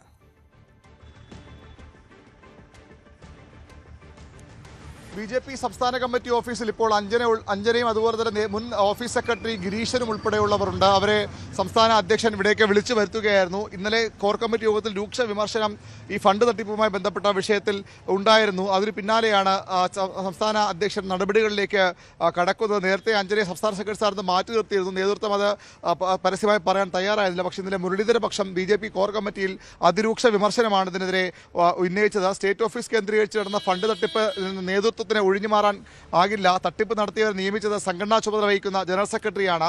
ജനറൽ സെക്രട്ടറി സ്ഥാനത്ത് നിന്ന് സുരേഷിനെ മാറ്റിയേ മതിയാകൂവെന്ന് ഇന്നലെ V മുരളീധരൻ കോർ കമ്മിറ്റി യോഗത്തിൽ ആവശ്യപ്പെട്ടു. സംസ്ഥാന വൈസ് പ്രസിഡന്റ് സോമനെതിരെയും രൂക്ഷ വിമർശനം ഉയർന്നു. വട്ടിയൂർക്കാവ് മണ്ഡലത്തിലെ ക്രമക്കേടിനെതിരെ ഔദ്യോഗികമായി പരാതി നൽകിയിട്ടും നടപടി ഉണ്ടായില്ല എന്ന് ശ്രീലേഖയും പറഞ്ഞു. മണ്ഡലം ചുമതല വഹിച്ച സോമനെതിരെ വ്യക്തമായ തെളിവുണ്ടായിട്ടും പാർട്ടി സംരക്ഷിക്കുന്നത് ലജ്ജാകരമാണെന്ന അഭിപ്രായവും ശ്രീലേഖയുടെ ഭാഗത്ത് നിന്ന് അടക്കം ഉണ്ടായതാണ് നമുക്ക് ലഭിക്കുന്ന സൂചനകൾ. കുറ്റക്കാർക്ക് നടപടിയെടുത്തില്ലെങ്കിൽ പാർട്ടിയുടെ വിശ്വാസം ഇല്ലാതാകുമെന്ന് B ഗോപാലകൃഷ്ണൻ യോഗത്തിൽ ആഞ്ഞടിച്ചു. തൃശൂർ ഓഫീസിൽ നിന്നും കോടികൾ മാറ്റിയത് എങ്ങോട്ടെന്ന് അറിയണമെന്ന് B ഗോപാലകൃഷ്ണൻ യോഗത്തിൽ ആവശ്യപ്പെട്ടു. ഇൻകം ടാക്സ് റെയ്ഡിന്റെ പേരിൽ ഫണ്ട് മാറ്റാൻ സംസ്ഥാന നേതൃത്വം നിർദ്ദേശം നൽകിയിരുന്നു എന്നുമാണ് ചോദ്യമുണ്ടായത്. പാർട്ടിയുടെ പണം നഷ്ടമായെങ്കിൽ അത് തിരിച്ചു പിടിക്കണമെന്നും ഗോപാലകൃഷ്ണൻ ആവശ്യപ്പെട്ടു. പരിഭവമായി നേരത്തെ സംസ്ഥാന ഭാരവാഹി യോഗത്തിൽ പറഞ്ഞ അതേ നിലപാട് ഇന്നലെയും സോമൻ കോർ കമ്മിറ്റി യോഗത്തിലും സ്വീകരിച്ചു. കഴിഞ്ഞ തിരഞ്ഞെടുപ്പിൽ ഇത്തരം ആരോപണം ഉണ്ടായപ്പോൾ ഗ്രൂപ്പ് വ്യത്യാസമില്ലാതെ എല്ലാവരും രംഗത്തിറങ്ങി. എന്നാൽ ഇത്തവണ പാർട്ടി ഞങ്ങളെ പ്രതിരോധിച്ചില്ല, രാഷ്ട്രീയ എതിരാളികൾക്ക് എറിഞ്ഞുകൊടുത്തു എന്നായിരുന്നു സോമന്റെ പരിഭവം പറച്ചിൽ. എന്നാൽ സംസ്ഥാന അധ്യക്ഷൻ രാജീവ് ചന്ദ്രശേഖരൻ കടുത്ത ഭാഷയിൽ മറുപടി നൽകി.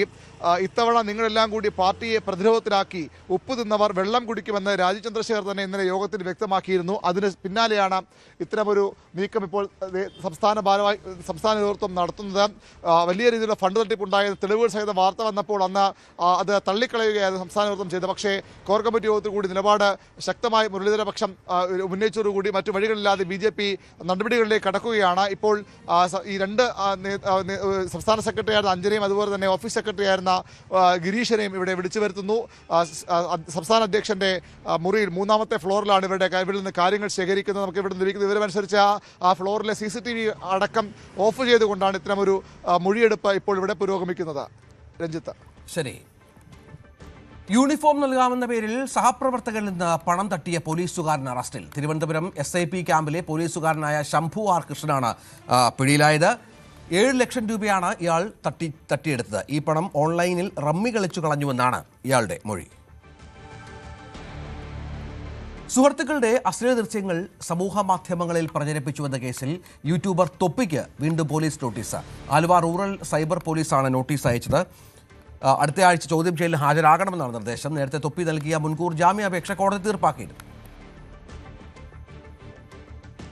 ബസ്സിൽ വെച്ച് പെൺകുട്ടിയെ ലൈംഗിക അതിക്രമം നടത്തിയ മുൻമന്ത്രി V ശിവൻകുട്ടിയുടെ ഗൺമാൻ പ്രജീഷിന് സസ്പെൻഷൻ. സംഭവം ഒതുക്കി തീർക്കാനുള്ള ശ്രമങ്ങൾ പരാജയപ്പെട്ടു. ഉന്നത രാഷ്ട്രീയ ഇടപെടലുകൾ വിജയം കണ്ടില്ല. ബസ്സിൽ വെച്ച് പെൺകുട്ടിയെ ലൈംഗിക അതിക്രമം നടത്തുന്ന വീഡിയോ സഹിതം പ്രചരിച്ചിട്ടും നടപടിയെടുക്കാൻ വൈകിയ പശ്ചാത്തലം ഉണ്ടായിരുന്നു. ഇന്നാണ് സസ്പെൻഷൻ ഓർഡർ ഇറങ്ങിയത്. ക്രിക്കറ്റ് പരിശീലകനെതിരെ പോക്സോ കേസ്. മുൻ രഞ്ജി താരവും പരിശീലകനുമായ KJ രാഗേഷിനെതിരെയാണ് കേസ്. പരിശീലനത്തെത്തിയ വിദ്യാർത്ഥിനികളാണ് ഇയാൾക്കെതിരെ പരാതി നൽകിയത്. പാലക്കാട് സ്റ്റേഷനുകളിലാണ് 2 സംഭവങ്ങൾ റിപ്പോർട്ട് ചെയ്തത്. കേസ് രജിസ്റ്റർ ചെയ്തതോടെ പ്രതി ഒളിവിൽ പോയി. ഇയാളെ പിടികൂടാൻ ശ്രമിക്കുകയാണെന്നാണ് പോലീസിന്റെ ഭാഗം. പാലാ പോലീസ് സ്റ്റേഷൻ പരിധിയിലാണ് ഈ സംഭവം ഉണ്ടാകുന്നത്. കഴിഞ്ഞ ജൂൺ മാസത്തിലാണ് ഇത് സംബന്ധിച്ചുള്ള പരാതി പോലീസിന് മുന്നിൽ എത്തുന്നത്. പിന്നീട് ഈ കേസിനെ സംബന്ധിച്ച് വിശദമായി അന്വേഷിച്ചപ്പോഴാണ് മറ്റൊരു കേസ് കൂടി തൊട്ട് അടുത്ത ദിവസം തന്നെ പോലീസിന് ലഭിക്കുന്നത്. അത് Palakkad police station town north police station പരിധിയിലാണ് ഈ വിവരം ലഭിക്കുന്നത്. അങ്ങനെ കേസ് പാലാ പോലീസ് സ്റ്റേഷനിൽ രജിസ്റ്റർ ചെയ്യുകയും 2ാമത്തെ കേസ് അങ്ങനെ പാലക്കാടിന് കൈമാറുകയുമായിരുന്നു. ഈ ഒരല്പം വൈകിയതായി ഈ അറസ്റ്റ് ഉൾപ്പെടെയുള്ള കാര്യങ്ങളിൽ രാകേഷിനെ അറസ്റ്റ് ചെയ്യുന്നതിലടക്കം വൈകലുണ്ടായതായി കുടുംബങ്ങൾക്ക് പരാതിയുണ്ട്. അതേസമയം തന്നെ പോലീസ് ചൂണ്ടിക്കാണിക്കുന്നത് അതേ പരാതി നൽകി 21 ദിവസം കഴിഞ്ഞപ്പോഴാണ് ഈ പരാതിക്കാരിയായ പെൺകുട്ടി മൊഴി നൽകാൻ തയ്യാറായത്. മാത്രമല്ല പാലായിൽ ഒരു കാറിൽ വെച്ചാണ് ഇങ്ങനെയൊരു ശ്രമം ഉണ്ടായത് എന്നുള്ളതാണ് അവർ ചൂണ്ടിക്കാണിക്കുന്നത്. അതുകൊണ്ട് തന്നെ ഈ പോലീസ് ഈ ഫോണിൻ്റെ ടവർ ലൊക്കേഷൻ ഉൾപ്പെടെ CDR ഉൾപ്പെടെ എടുത്തുകൊണ്ട് വേണം ഇതിലൊരു കൃത്യമായ വിവരങ്ങൾ രണ്ടുപേരും ഇവിടെ ഉണ്ട് എന്ന് ബോധ്യപ്പെടുത്തേണ്ടതുണ്ട്. അതെല്ലാം വന്നപ്പോഴാണ് 21 ദിവസത്തെ കാലതാമസം ഉണ്ടായത് എന്നാണ് പറയുന്നത്. അതേസമയം പാലക്കാട് കേസ് കുറച്ചുകൂടി ശക്തമാണ്. പാലക്കാട് ഈ പെൺകുട്ടിയെ ഒരു ഹോട്ടലിൽ വെച്ച് പീഡിപ്പിച്ചു എന്നുള്ളതാണ് പരാതി. ഇതിൽ കൂടുതൽ പരാതികൾ ഇനിയും ഉയർന്നു വരും എന്നുള്ളതാണ് ബന്ധുക്കൾ ഉൾപ്പെടെയുള്ളവർ ചൂണ്ടിക്കാണിക്കുന്നത്. ഇയാൾ ഏതാണ്ട് 2008 മുതൽ 13 വരെ കേരള രഞ്ജി ട്രോഫി ടീമിൽ അംഗമാണ്. കേരളത്തിന് വേണ്ടി കളിച്ച ആളാണ്. പിന്നീട് ഇപ്പോൾ വിവിധ ടീമുകളുടെ പരിശീലകനായി നിൽക്കുന്നു. വിവിധ ക്ലബ്ബുകളുടെ പരിശീലകനായി ജോലി ചെയ്തു വരികയാണ്. എറണാകുളത്താണ് ഇയാൾ താമസിക്കുന്നത്. ഇവിടെ ഉൾപ്പെടെ പോലീസ് പലതവണ എത്തിയെങ്കിലും ഇയാൾ സിം കാർഡ് വീട്ടിൽ വെച്ച ശേഷം മുങ്ങി എന്നുള്ളതാണ് പോലീസ് നൽകുന്ന വിവരം. എന്തായാലും ശാസ്ത്രീയ പരിശോധനയിലൂടെ പ്രതിയെ പിടികൂടാനുള്ള വലിയ തീവ്രമായ ശ്രമത്തിലാണ് പോലീസ് ഉള്ളത്. കൊച്ചിയിൽ തെരുവു നായ്ക്കൾക്ക് ഭക്ഷണം കൊടുത്തവർക്കെതിരെ കേസ്. ഫോർട്ട് കൊച്ചി പോലീസാണ് 2 പേർക്കെതിരെ കേസെടുത്തത്. ഫോർട്ട് കൊച്ചി മേഖലയിൽ തെരുവുനായ ശല്യം രൂക്ഷമാണ്.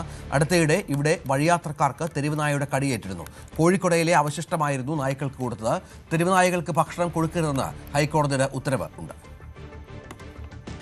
2 പേർക്കെതിരെയാണ് ഫോർട്ട് കൊച്ചി പോലീസ് ഇപ്പോൾ കേസ് എടുത്തിരിക്കുന്നത്. ഇക്കാര്യത്തിൽ പരാതി വന്നിരിക്കുന്നത് ഇവർക്ക് ഈ 2 പേർക്കെതിരെയും നേരത്തെ തന്നെ മുന്നറിയിപ്പുകൾ നൽകിയിരുന്നു. കാരണം ഈ തെരുവ് നായ്ക്കൾക്ക് ഈ രീതിയിൽ ഭക്ഷണം വിതരണം ചെയ്ത് അത് ഈ കോഴിയുടെ അറവ് മാലിന്യങ്ങളാണ് ഈ രീതിയിലേക്ക് അവശിഷ്ടങ്ങളാണ് ഈ രീതിയിലേക്ക് വിതരണം ചെയ്തിരുന്നത്. അപ്പോൾ ഈ രീതിയിലേക്ക് തെരുവ് നായ്ക്കൾ കൂട്ടമായി കിടക്കുന്ന സാഹചര്യങ്ങൾ ഒഴിവാക്കണം. അതിന് ഇവർക്കുള്ള ഭക്ഷണം എന്ന രീതിയിൽ വിതരണം ചെയ്യുന്ന ഇത്തരം ഈ അറവ് മാലിന്യങ്ങൾ അത് ഇങ്ങനെ ചെയ്യരുത് എന്നത് പലതവണ ഇരുവർക്കും നിർദ്ദേശങ്ങൾ നൽകിയിരുന്നതാണ്.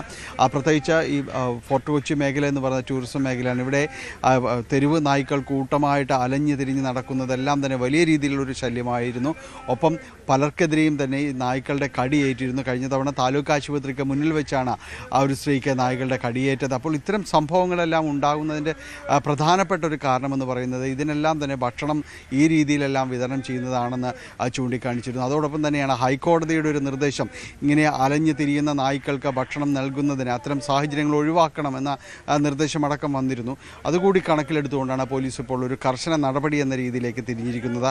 ഈ കണ്ടാലറിയുന്ന 2 പേർക്കെതിരെയാണ് പോലീസ് ഇപ്പോൾ കേസെടുത്തിരിക്കുന്നത്. വ്യക്തമായ പരാതിയുടെ അടിസ്ഥാനത്തിലാണ് ഇവരെ ദൃശ്യങ്ങൾ സഹിതമാണ് പരാതി നൽകിയിരിക്കുന്നത്. അതുകൊണ്ട് ഉടൻ നടപടികൾ ഉണ്ടാകുമെന്ന് തന്നെയാണ് മനസ്സിലാക്കുന്നത്. അതിൽ 2 കാര്യങ്ങളുണ്ട്. ഒരു തെരുവ് നായ്ക്കളോടുള്ള ഒരു സ്നേഹം എന്നതിനേക്കാൾ അപ്പുറത്തേക്ക് ഈ അവശിഷ്ടങ്ങൾ ഈ രീതിയിൽ വിതരണം ചെയ്യുന്നതും ഇതെല്ലാം തന്നെ നിരോധിക്കപ്പെട്ടതാണ്. അതുകൊണ്ട് ഈ മാലിന്യങ്ങൾ തള്ളുക, അതിനെ ഈ രീതിയിൽ മറയാക്കിക്കൊണ്ട് തള്ളുക എന്നതടക്കമുള്ള ആരോപണങ്ങൾ ഉയരുന്നുണ്ട്. അതുകൊണ്ട് കൃത്യമായ നടപടികൾ പോലീസിൻ്റെ ഭാഗത്തുനിന്ന് ഉണ്ടാകുമെന്നാണ് പൊതുവിൽ പ്രതീക്ഷിക്കപ്പെടുന്നത്.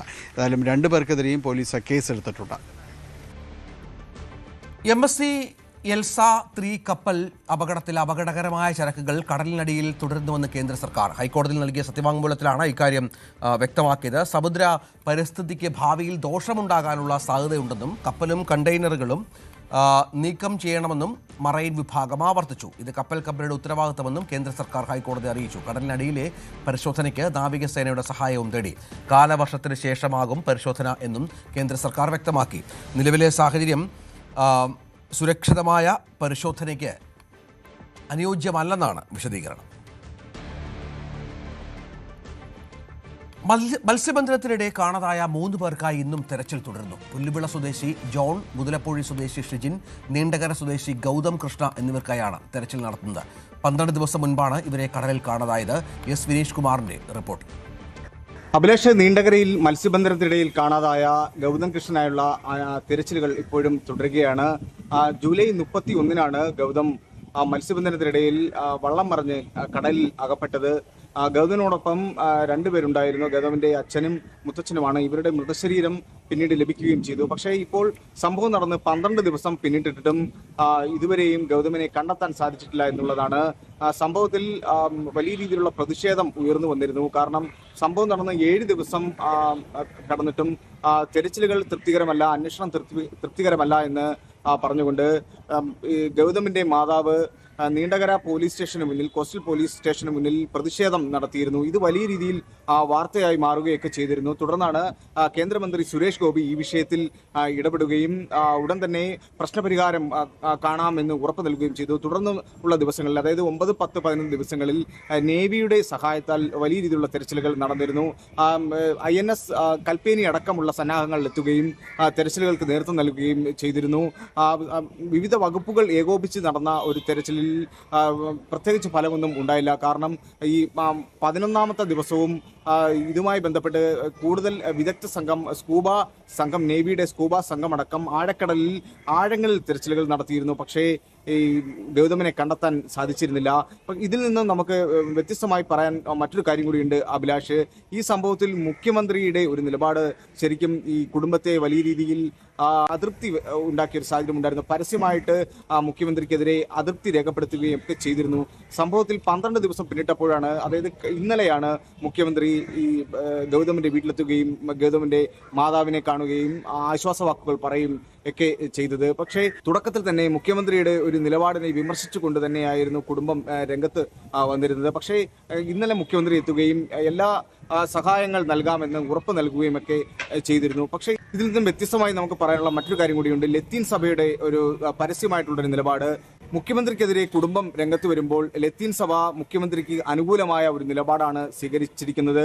അനുകൂലമായിട്ട് ഉള്ള മുഖ്യമന്ത്രിക്ക് പിന്തുണ നൽകിക്കൊണ്ട് ലത്തീൻ സഭാ നേതൃത്വം കഴിഞ്ഞ ദിവസം മുന്നോട്ട് വരികയും ചെയ്തിരുന്നു. സംഭവം ഈ വിഷയങ്ങളെല്ലാം തന്നെ വലിയ രീതിയിൽ ഒരു രാഷ്ട്രീയ ചർച്ചയായി തന്നെ മാറുന്നു എന്നുള്ളതാണ്. മറ്റൊരു കാര്യം കൂടി സൂചിപ്പിക്കാനുള്ളത്, ഇന്ന് തന്നെ ഫിഷറീസ് മന്ത്രി കുടുംബത്തെ സന്ദർശിക്കാൻ എത്തുമെന്നും അറിയാൻ കഴിയുന്നുണ്ട്. അഭിലാഷ്, എസ് വിനീഷ്, ന്യൂസ് 18 കൊല്ലം. തിരുവനന്തപുരം മുതലപ്പുഴയിൽ കായലിൽ വീണ് കാണാതായ മത്സ്യത്തൊഴിലാളിയുടെ മൃതദേഹം കണ്ടെത്തി. അഞ്ചുതെങ്ങ് സ്വദേശി തോമസ് ആണ് മരിച്ചത്. മുതലപ്പുഴി താഴമ്പള്ളി ലേല ഹാളിന് സമീപം കായലിൽ മത്സ്യത്തൊഴിലാളികൾ മൃതദേഹം കണ്ടെത്തുകയായിരുന്നു. കായലിൽ മത്സ്യവില്പനയ്ക്ക് ശേഷം വള്ളം വൃത്തിയാക്കാനായി പോയതായിരുന്നു. എന്നാൽ തോമസ് വള്ളത്തിൽ നിന്നും വെള്ളത്തിലേക്ക് തെറിച്ചു വീണു. അഞ്ചുതെങ്ങ് സ്വദേശി അൽഫോൺസിന്റെ ഉടമസ്ഥതയിലുള്ള വള്ളത്തിലാണ് തോമസ് ജോലിക്കെത്തിയത്. ഫിഷറീസ് മന്ത്രിക്കെതിരെ ഉയരുന്ന പ്രതിഷേധം ലീഗിലും പ്രതിഫലിച്ചേക്കാം. കോഴിക്കോട് ലഭിക്കേണ്ടിയിരുന്ന മന്ത്രിസ്ഥാനം എറണാകുളത്ത് നൽകിയതിൽ ലീഗിൽ നേരത്തെ തന്നെ എതിർപ്പുകളുണ്ടായിരുന്നു. തുടക്കത്തിൽ തന്നെ മന്ത്രിയുടെ പ്രകടനം തീരെ മോശമെന്ന വിലയിരുത്തലാണ് പാർട്ടിയിൽ ഒരു വിഭാഗത്തിലുള്ളത്. മന്ത്രിസഭ രൂപീകരണ സമയത്ത് തന്നെ ഈ ഫിഷറീസ് വകുപ്പ് മുസ്ലിം ലീഗിന് കൊടുത്തതിനെതിരെ UDF-ൽ വലിയ തോതിൽ തന്നെ അഭിപ്രായ ഭിന്നത ഉണ്ടായിരുന്നു. ലത്തീൻ സഭയൊക്കെ വലിയ തോതിൽ തന്നെ അതിൽ അവർക്ക് പറയാനുള്ളത് തുറന്നു പറയുകയും ചെയ്തിരുന്നു. പക്ഷേ നന്നായിട്ട് കാര്യങ്ങൾ നടക്കുകയാണെങ്കിൽ ഇതൊക്കെ തന്നെ വലിയ പ്രശ്നമില്ലാതെ പോകുമായിരുന്നു. പക്ഷേ ഇപ്പോഴുണ്ടായ സംഭവ വികാസങ്ങൾ അക്ഷരാർത്ഥത്തിൽ UDF-ൽ ലീഗിനെ അല്പം പ്രതിസന്ധിയിലാക്കുന്ന സാഹചര്യം തീർക്കുന്നുണ്ട്. പ്രത്യേകിച്ച് മന്ത്രി ഗഫൂറിൻ്റെ ചില പ്രതികരണങ്ങൾ സ്വാഭാവികമായിട്ടും അത് ആ കുടുംബത്തെ, ആ മത്സ്യത്തൊഴിലാളി കുടുംബത്തിന് വലിയ തോതിൽ തന്നെ അവരെ ബാധിച്ചിരുന്നു. അവരതിന് തുറന്നു പറയുകയും ചെയ്തിരുന്നു. ഇതൊക്കെ രണ്ട് തരത്തിലാണ് ഇനി വരാൻ പോകുന്ന ദിവസങ്ങളിൽ ഒരു പക്ഷേ വിമർശനത്തിന് വഴിയൊരുക്കുക. ഒന്ന് UDF-നുള്ളിൽ ലീഗിനെതിരെയും അതുപോലെ തന്നെ ലീഗിനുള്ളിൽ തന്നെ ഒരു പടയൊരുക്കത്തിന് സാധ്യതയുണ്ട്. പ്രത്യേകിച്ച് ഗഫൂറിനെ ആദ്യ ടേം ജയിച്ച് മന്ത്രിയാക്കുമ്പോൾ അതിനെതിരെ ലീഗിനുള്ളിൽ തന്നെ പല അഭിപ്രായങ്ങളുണ്ടായിരുന്നു. പ്രത്യേകിച്ച് കാസർഗോഡ്, കോഴിക്കോട് ജില്ലകളെ കേന്ദ്രീകരിച്ച് അല്ലെങ്കിൽ ആ മേഖലയിൽ പ്രതിനിധീകരിച്ച് ഒരാളെ മന്ത്രിയാക്കണമെന്ന് ആവശ്യം ഉയർന്നിരുന്നു. പക്ഷേ മലബാറിന്, പ്രത്യേകിച്ച് കോഴിക്കോടിൻ്റെയും ആ മേഖലകളൊക്കെ തന്നെ ഉള്ള ജനപ്രതിനിധികളെ മാറ്റി നിർത്തി മധ്യ കേരളത്തിൽ നിന്ന് ഒരാളെ മന്ത്രിയാക്കിയപ്പോൾ പാണക്കാട് സാദിഖ് അലി ശിഹാബ് തങ്ങൾ പ്രതീക്ഷിച്ചിരുന്നത് ആ മേഖലയിലെ പാർട്ടിയുടെ വളർച്ചയായിരുന്നു. പക്ഷേ അത് ഈ ഘട്ടത്തിൽ ഇപ്പോൾ ലീഗിനെതിരെ തന്നെ വിമർശനം ഉയരുന്ന സാഹചര്യത്തിലേക്ക് വഴിവെക്കുന്നത് മന്ത്രിയുടെ പ്രകടനത്തെ കൃത്യമായി വിലയിരുത്തുന്ന ഒരവസ്ഥ ഉണ്ടാക്കും. പ്രത്യേകിച്ച് ഓരോ മന്ത്രിമാരുടെ പ്രകടനവും വിലയിരുത്തി ആകും തുറന്ന നീക്കങ്ങളെന്ന് മന്ത്രി നേരത്തെ തന്നെ മുസ്ലിം ലീഗ് നേതൃത്വം പറഞ്ഞ ഒരു കാര്യമാണ്. ആ ഘട്ടത്തിലേക്ക് വരുമ്പോൾ സ്വാഭാവികമായിട്ടും ഈ ഒരു മലബാർ മേഖലയിൽ നിന്ന് ഒരാളെ അവഗണിച്ച് പകരം എറണാകുളത്ത് നിന്നുള്ള ജനപ്രതിനിധിയായി ഇദ്ദേഹത്തെ മന്ത്രിയാക്കിയത് ഒരുപക്ഷെ ലീഗിനുള്ളിൽ വലിയ തോതിൽ തന്നെ ചർച്ചകൾക്ക് വഴിവെക്കും. അതിനെതിരെ അഭിപ്രായങ്ങൾ ഉയരാൻ സാധ്യതയുണ്ട്. പരസ്യപ്രതിനിധി ലീഗ് നീങ്ങിയില്ലെങ്കിൽ പോലും ഇത് പാർട്ടിക്കുള്ളിൽ വലിയ തോതിൽ ചർച്ചയാവാനുള്ള സാധ്യതയാണുള്ളത്. വീണ്ടും മലബാറിൽ നിന്നൊരാൾക്ക് മന്ത്രിസ്ഥാനം വേണമെന്ന ആവശ്യവുമായിട്ട് മലബാറിലെ പ്രതിനിധികൾ പാർട്ടിയിൽ സമ്മർദ്ദം ചെലുത്താനുള്ള സാധ്യതയും നിലവിലുണ്ട്. എന്തിനാണെങ്കിലും ഗഫൂറിൻ്റെ പ്രകടനമായിരിക്കും ഇതിനൊക്കെ തന്നെ മറുപടിയായിട്ട് ഉണ്ടാവേണ്ടത്. ഈ നിലവിലെ സാഹചര്യത്തിൽ അദ്ദേഹത്തിൻ്റെ ഭാഗത്തുണ്ടായ പ്രതികരണങ്ങൾ അത് വലിയ തോതിൽ തന്നെ വിമർശനങ്ങൾക്ക് വഴിവെച്ചിരുന്നു. അതിനെ മറികടക്കാവുന്ന ഒരു സാഹചര്യം ഉണ്ടാക്കുകയില്ലെങ്കിൽ ഒരുപക്ഷെ പാർട്ടിയിൽ നിന്നും അദ്ദേഹത്തിന് വലിയ സമ്മർദ്ദങ്ങൾ നേരിടേണ്ടി വരും. CV Anumod, news 18. കർക്കിടക വാവ് ബലിക്കുള്ള ഒരുക്കങ്ങൾ ആലുവ മണപ്പുറത്ത് പൂർത്തിയായി. നാളെ പുലർച്ചെ 2-ന് ആരംഭിക്കുന്ന പിതൃതർപ്പണ കർമ്മങ്ങൾ വൈകിട്ട് 3 വരെ നീണ്ടു നിൽക്കും. ക്ഷേത്രകർമ്മങ്ങൾക്ക് മേൽശാന്തി മുല്ലപ്പള്ളി ശങ്കരൻ നമ്പൂതിരി കാർമ്മികത്വം വഹിക്കും. ബലിതർപ്പണ ചടങ്ങുകളുടെ ഭാഗമായി നഗരത്തിൽ സുരക്ഷാ സന്നാഹങ്ങളും ഗതാഗത നിയന്ത്രണങ്ങളും ഏർപ്പെടുത്തിയിട്ടുണ്ട്. കർക്കിടക വാവുബലിയോടനുബന്ധിച്ചുള്ള ഒരുക്കങ്ങൾ വളരെ പ്രസിദ്ധമായ ആലുവ ക്ഷേത്രത്തും അതോടൊപ്പം തന്നെ പെരിയാറിൻ്റെ തീരങ്ങളിലും അതിൻ്റെ ഒരു തയ്യാറെടുപ്പുകളടക്കം മുഴുവനായിട്ട് തന്നെ പൂർത്തിയായിരിക്കുന്നു. നമുക്കറിയാം ഈ ക്ഷേത്രം കഴിഞ്ഞ ദിവസങ്ങളിൽ തന്നെ തോരാതെ പെയ്ത വലിയ കനത്ത മഴയിൽ ക്ഷേത്രം ഏതാണ്ട് വെള്ളം നിറഞ്ഞ് ചെളിയും അടിഞ്ഞ ഒരവസ്ഥയിലായിരുന്നു. അതിനുശേഷം ഇപ്പോൾ അതെല്ലാം പൂർണ്ണമായും വൃത്തിയാക്കുന്നതിൻ്റെ എല്ലാം തന്നെ ഒരു തിരക്കിലാണ് അധികൃതരെല്ലാം തന്നെ. തിരുവിതാംകൂർ ദേവസ്വം ബോർഡിൻ്റെ നേതൃത്വത്തിൽ അതിനുവേണ്ട ക്രമീകരണങ്ങളും കാര്യങ്ങളും എല്ലാം തന്നെ ഒരുക്കിക്കൊണ്ടിരിക്കുകയാണ്. പൂർണ്ണമായും ഈ മേഖലയിൽ മണ്ണും അതോടൊപ്പം തന്നെ ചെളിയും വെള്ളവും എല്ലാം അടിഞ്ഞ് കൂടിയ അവസ്ഥയിലായിരുന്നു. ഏതായാലും ഇതിപ്പോൾ പൂർണ്ണമായും വൃത്തിയാക്കുന്ന ഒരു സാഹചര്യത്തിലേക്ക് എത്തിയിരിക്കുന്നു. അത്തരമൊരു പ്രവർത്തനങ്ങളുമെല്ലാം തന്നെ പുരോഗമിക്കുകയും ചെയ്യുകയാണ്.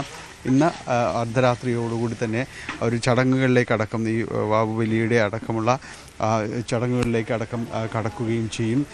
ക്ഷേത്രം മേൽശാന്തി മുല്ലപ്പള്ളി ശങ്കരൻ നമ്പൂതിരിയുടെ നേതൃത്വത്തിലാണ്, മുഖ്യ കാർമ്മികത്വത്തിലാണ് ചടങ്ങുകൾക്ക് തുടക്കമാവുകയും ചെയ്യുന്നത്.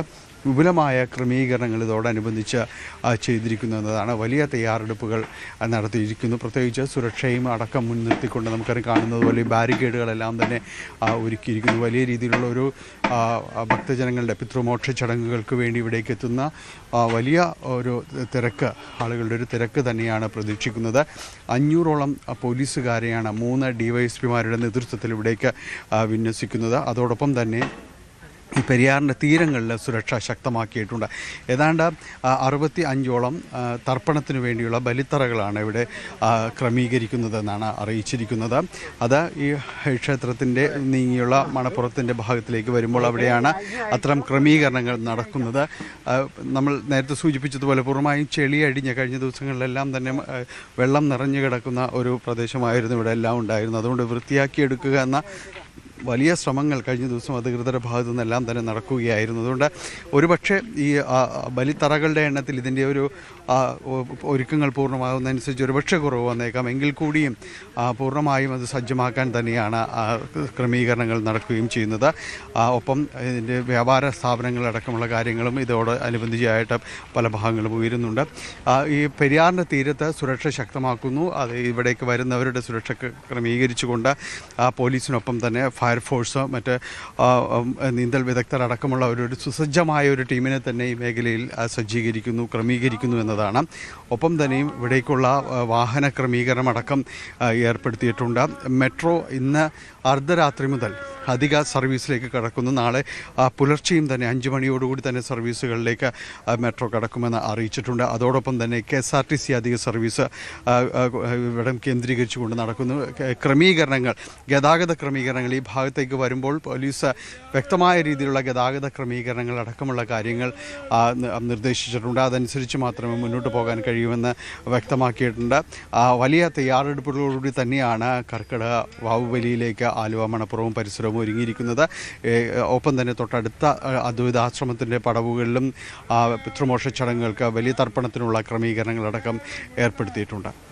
ആലുവയിൽ നിന്ന് ക്യാമറമാൻ KP ധനേഷിനൊപ്പം ടാനി പോൾ, ന്യൂസ് 18. പത്തനംതിട്ട അടൂരിൽ ഹോട്ടലുകളിൽ നഗരസഭ ആരോഗ്യ വിഭാഗത്തിന്റെ മിന്നൽ പരിശോധന. അടൂർ ബൈപ്പാസിലെ hotel Rajadhani, SN hotel, sunrise hotel, big mouth hotel, പഴങ്കഞ്ഞിക്കട, Alrazi, holy cross hospital, canteen, ഡിങ്കൻ്റെ തട്ടുകട തുടങ്ങിയ ഹോട്ടലുകളിൽ നിന്ന് പഴകിയ ഭക്ഷണങ്ങൾ പിടിച്ചെടുത്തു. ക്ലീൻ സിറ്റി മാനേജർ മുഹമ്മദ് ഫൈസലിന്റെ നേതൃത്വത്തിലുള്ള നഗരസഭ ഹെൽത്ത് സ്ക്വാഡാണ് പരിശോധന നടത്തിയത്.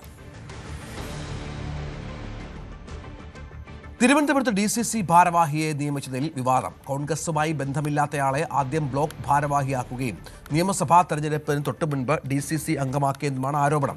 നെട്ടയം സ്വദേശിയായ പെട്രോൾ പമ്പുടമയ്ക്ക് വഴിവിട്ട് പദവി നൽകിയെന്ന് കാണിച്ച് പരാതിക്കാർ AICC കത്തയച്ചു. DCC അധ്യക്ഷൻ N ശക്തനെതിരെയാണ് ആരോപണം. തന്റെ പേര് വോട്ടർ പട്ടികയിൽ നിന്ന് വെട്ടിയെന്ന് നടൻ പ്രകാശ് രാജ്. രാജ്യത്ത് SIR പ്രകാരം വോട്ടവകാശം നഷ്ടപ്പെട്ട 55 ലക്ഷം പേരൊരാളായി താനും മാറിയത് കാട്ടി സമൂഹ മാധ്യമങ്ങളാണ് പ്രകാശ് രാജ് പ്രതികരിച്ചത്. ബംഗളൂരുവിൽ ജനിച്ചു പഠിച്ച തനിക്കാണ് ഈ അനുഭവം ഉണ്ടായതെന്നും പ്രകാശ് രാജ് പറയുന്നു. Dear friends, Satyu, I want to share a joke with you. I am one of the 65 lakh voters whose vote right has been deleted from Bangalore constituency after SIR. Nice joke, no? I was born in this constituency. I lived in this constituency. I had my schooling, college, theatre.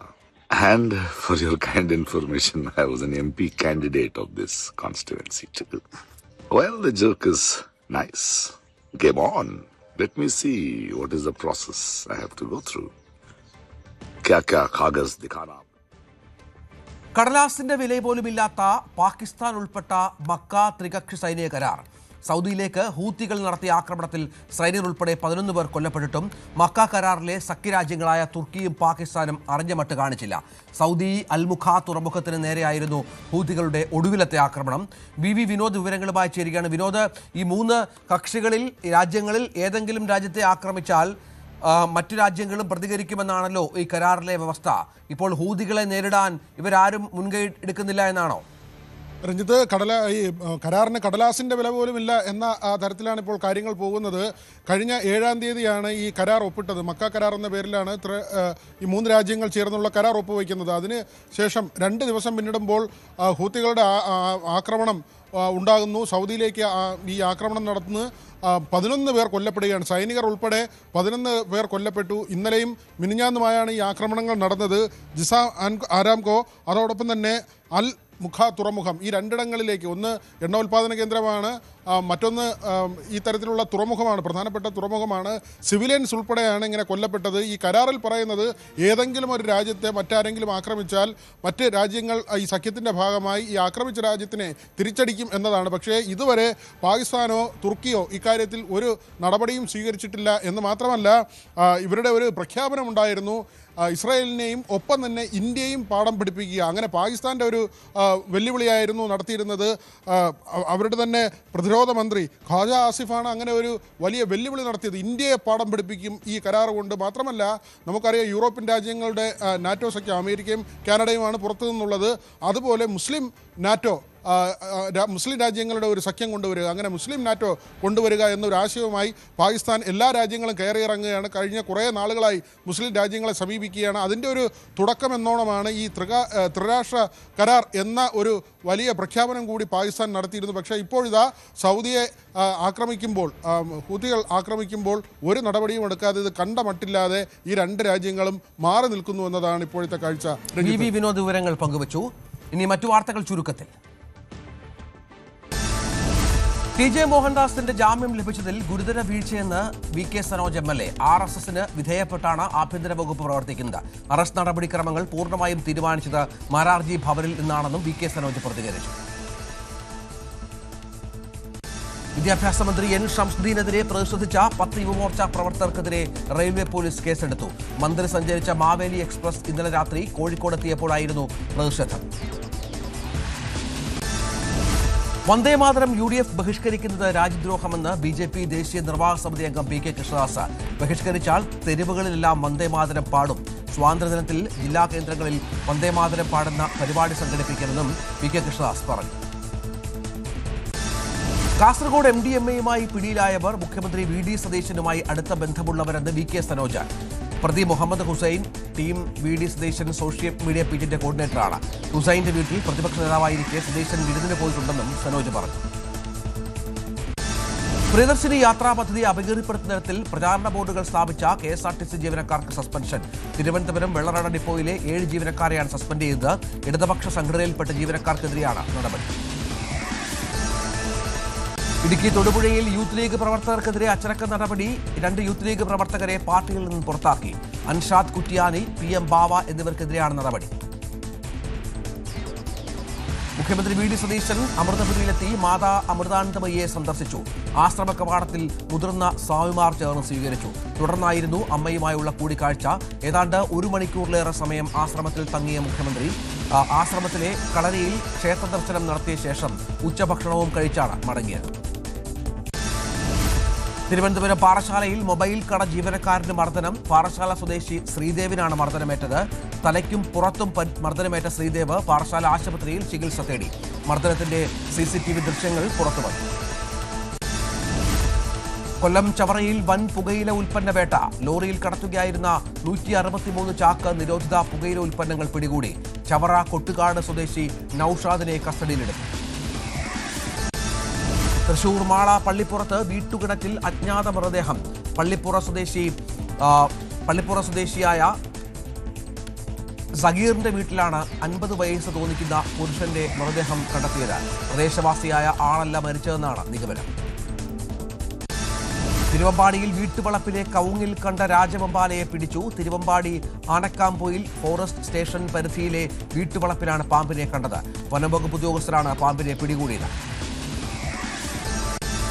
Palakkad ആലത്തൂരിൽ കാട്ടുപന്നി കുറുകെ ചാടിയതോടെ വെട്ടിച്ച car കുളത്തിൽ മറിഞ്ഞു. ഓട്ടിക്കുളത്താണ് സംഭവം. കാറിന്റെ ചില്ല് പൊട്ടിച്ചാണ് വാഹനമോടിച്ചയാൾ പുറത്തു കടന്നത്.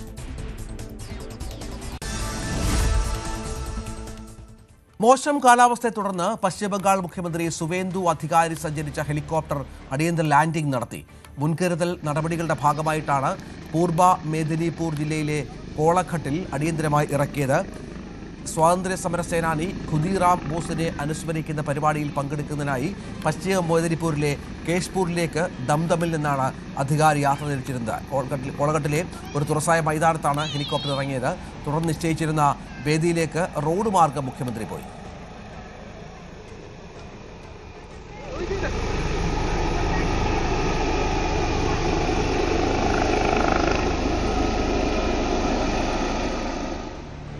ഇനി സ്വർണം വെള്ളി നിരക്കുകൾ.